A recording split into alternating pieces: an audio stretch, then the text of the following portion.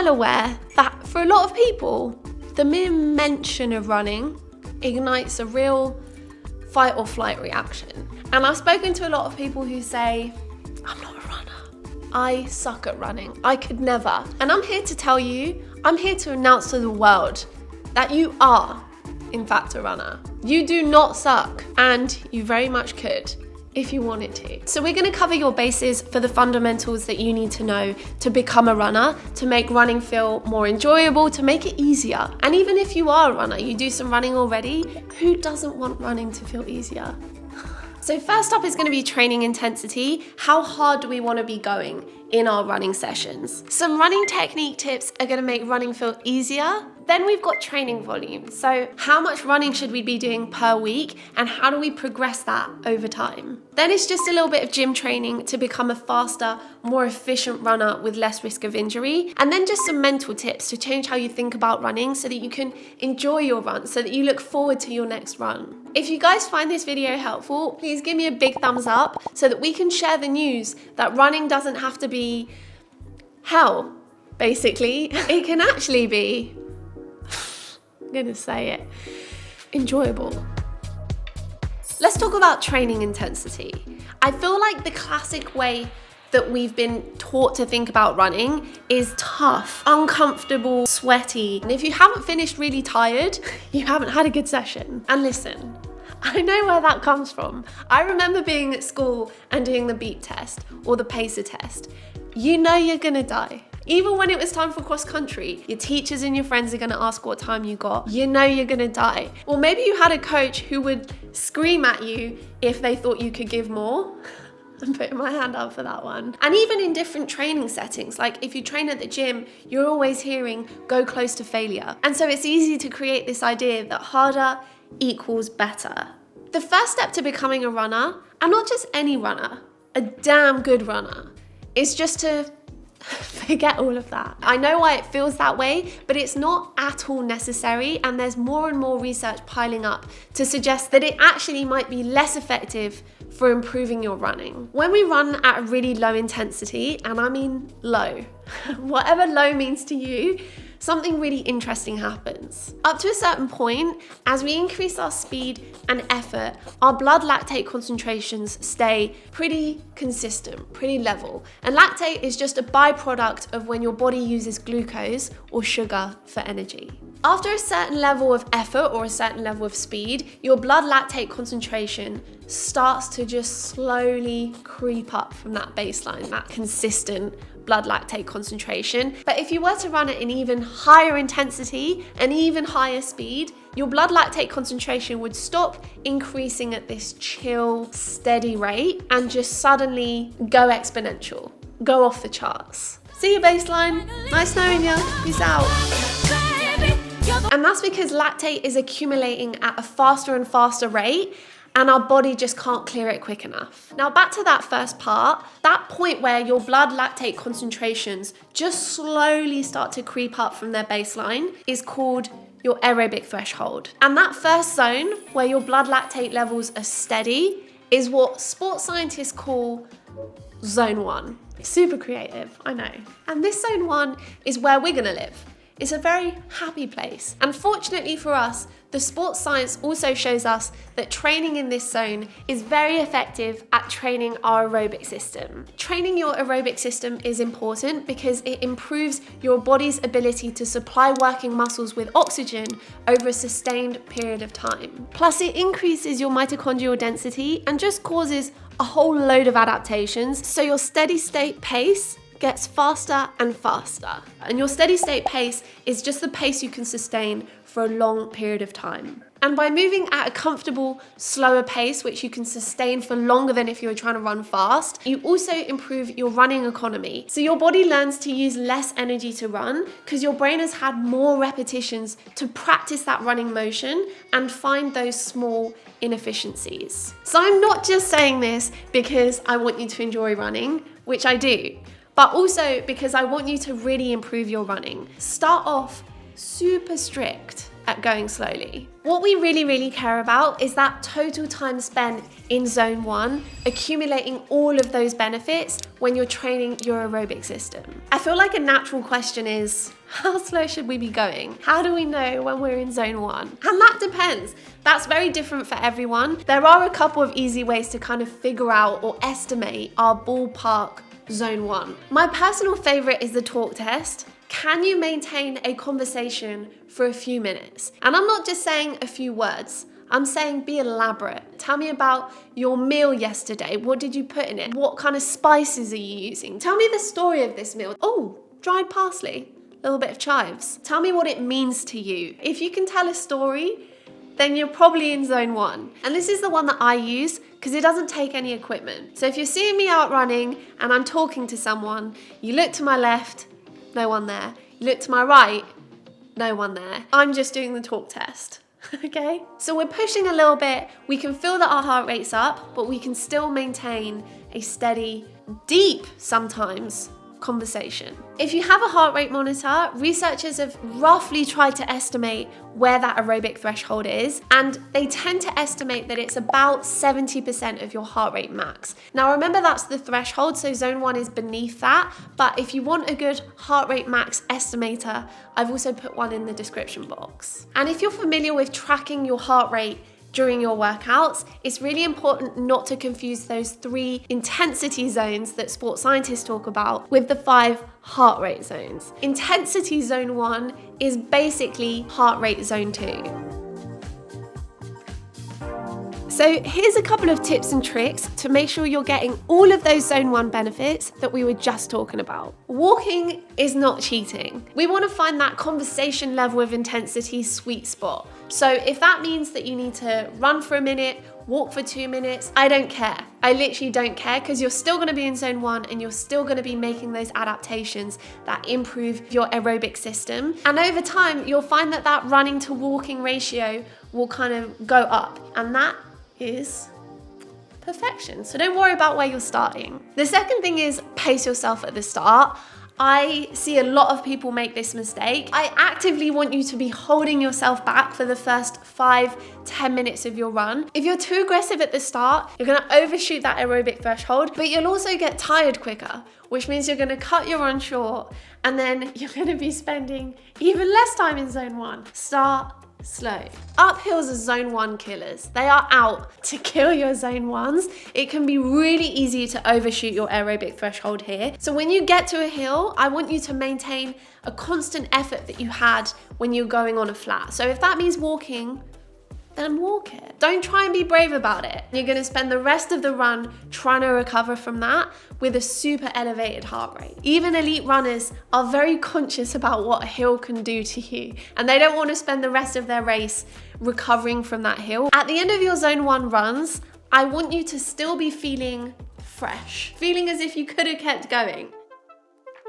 If you're new to running and you really want to make it stick this time, then start off by just thinking about either distance or time spent running. As soon as we combine the two to get speed, it's super easy to get distracted by trying to go faster when we haven't built the aerobic foundation to our running. Once you can continuously run in zone 1 for 20 to 30 minutes or for 2 to 3 miles, then we can start thinking about distance and time together when we start adding in some zone 2 training. So when do we move out of zone 1 training? Do we ever move out of zone 1 training?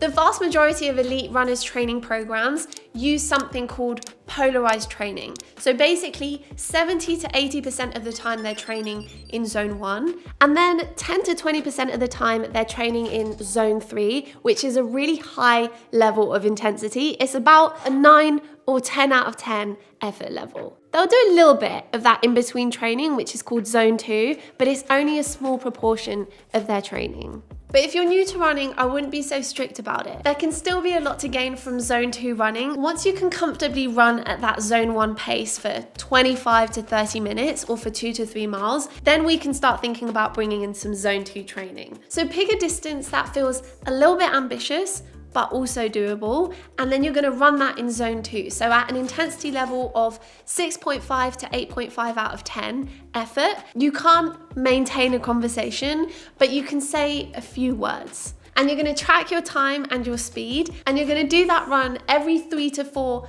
zone 1 runs. So the bulk of your training will still be zone 1. You're just gonna sprinkle in a little bit of zone 2 as a chance for you to see your running get better and better and better and better. If you're a beginner, those zone 2 runs can be 1 to 2 miles, that's great. If you're more advanced, you can push those zone 2 runs to 3 to 6, maybe 7 if you're feeling brave, miles. But we're still going for 1 zone 2 run every 3 to 4 zone 1 runs. Okay, so I just quickly want to say that this video is sponsored by Lululemon, specifically their brand new Blissfeel 2 running shoes. Now, last year I ran in the first generation of the Blissfeel running shoes for my 24-hour run. They were the first shoe developed from scratch specifically for women. They scanned over 1 million women's feet to come up with the Blissfeel running shoe. Now, these are the second generation. I was actually part of their global launch campaign for these shoes. So we've had a few 12-hour days, in fact, wearing the shoes. If I was going to describe them, I'd say lightweight. I'd say they've got cushioning to make you feel springy, but they're also not too bulky. My favorite kind of shoe. And Lululemon just want you to find the perfect running shoes. So they're giving everyone a 30-day trial. So pick them up, go for a test run, go for 30 test runs. If you end up feeling like they're just not for you, you can just take them back and get your money back. You just can't lose. Let's talk about running technique, because in most cases, we can make running feel more comfortable and easier with just a few fundamental technique cues that will help you become more efficient. First things first, everyone's form is going to be a little bit different. We have different biomechanics, we have different lengths and strengths. My femurs are disproportionately long compared to my torso, so it affects my squatting, it affects my running, everything. That's okay, that's just what makes us different. Popular running rules tend to spread very quickly amongst the running community. Generally, when sports scientists test these rules, they generally find that they don't improve running performance or risk of injury because it ignores the runner's individuality. So I'm just gonna lightly suggest some fundamental tips for you to try out. First up, just keep those shoulders relaxed. Relaxed shoulders and arms bring a lot of balance and rhythm and contribute to that overall stretch and swing of our body. And beginners tend to get really locked up, so just start off by relaxing your hands. Unround your shoulders, pull them back and up a little bit. That's really gonna open up your chest. We don't wanna be constricting our airways, which is what we do when we're looking down. If you wanna look down at the ground because it makes you feel more comfortable, that's completely fine, but just do one of these ones. So with relaxed shoulders and your head in a nice neutral position, you're gonna get a nice rhythmic swinging of the arms.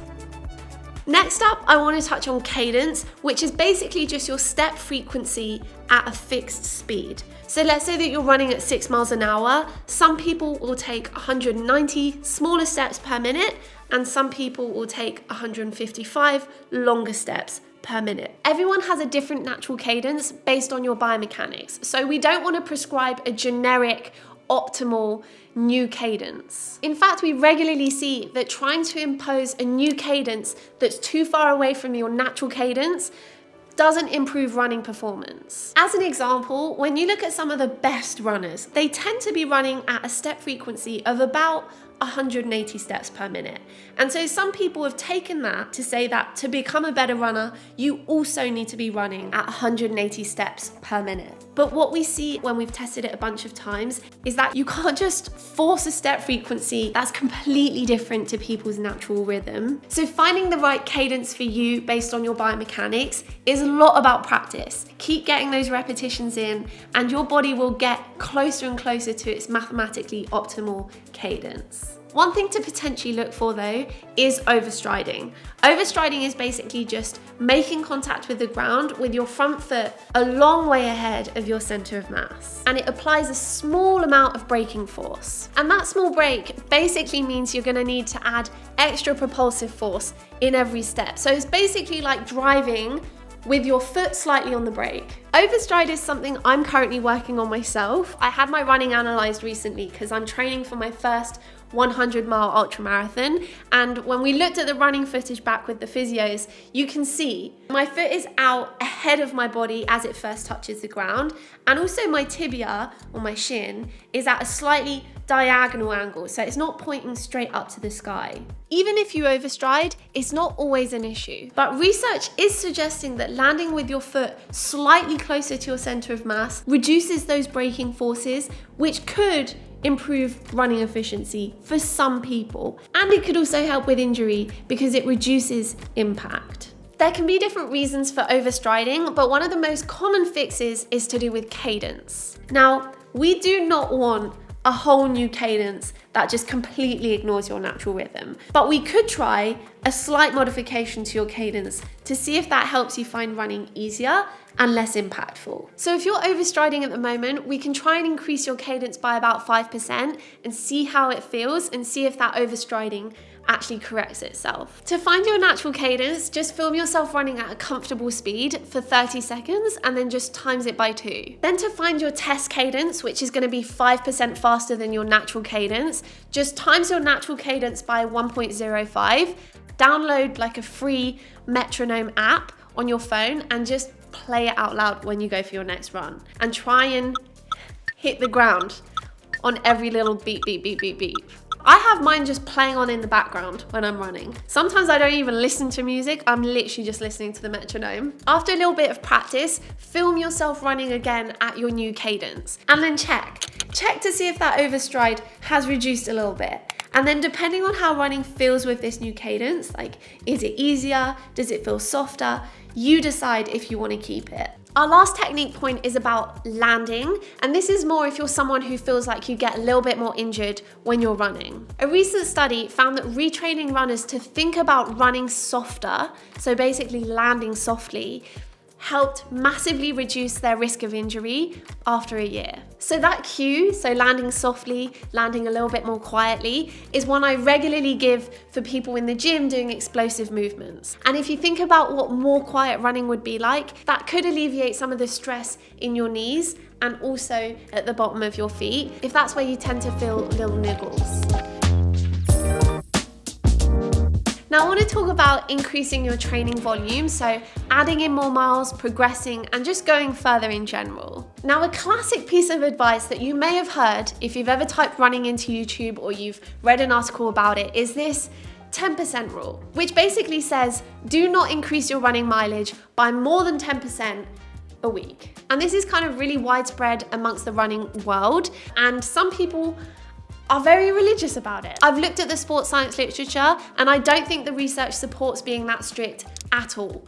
And a lot of the sports science researchers agree as well. We want to add mileage at a very particular rate. Specifically, you're trying to balance 3 things. Number 1, feeling good in your body without too much stress, ache, or injury. Number 2, enjoying your running and feeling excited about your next run. And number 3, challenging yourself. And the order is really important. Number 1 is your foundation. You can't think about what's the most enjoyable thing if you've got an injury to think about first. And you can't think about making it more challenging for yourself by adding more mileage if you're not enjoying your workouts. So we add miles, which is layer 3, at the rate that is allowed by layers 1 and 2. You can't be adding miles if you're not enjoying it. You can't be adding miles if you're injured. Some weeks you won't add any miles. Some weeks you might add 15% and that's great. But if you're a beginner, I'd recommend holding back a little bit from how much you want to increase by, just to protect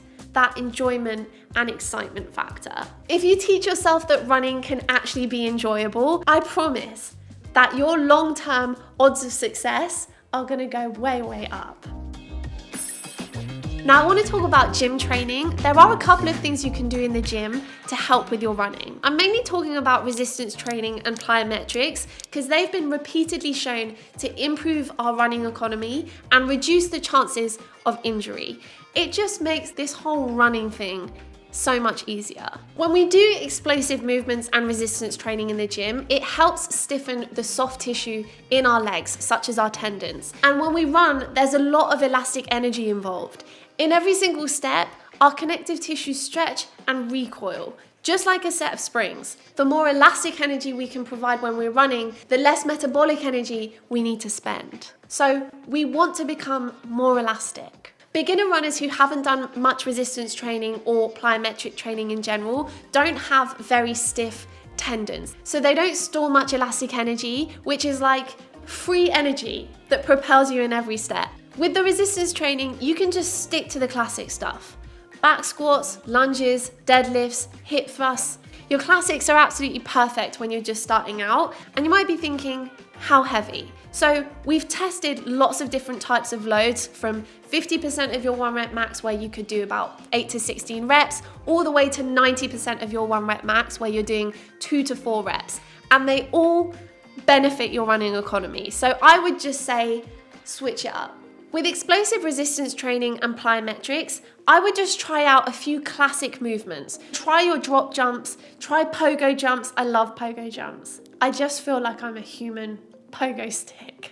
Counter movement jumps, so lowering down quickly and then jumping up nice and high to test that stretch shortening cycle. Squat jumps are amazing, and even skipping is great for that quick rebounding in the calves. Even just 20 to 30 minutes of this stuff a couple of times a week is perfect. Oh, and sprints.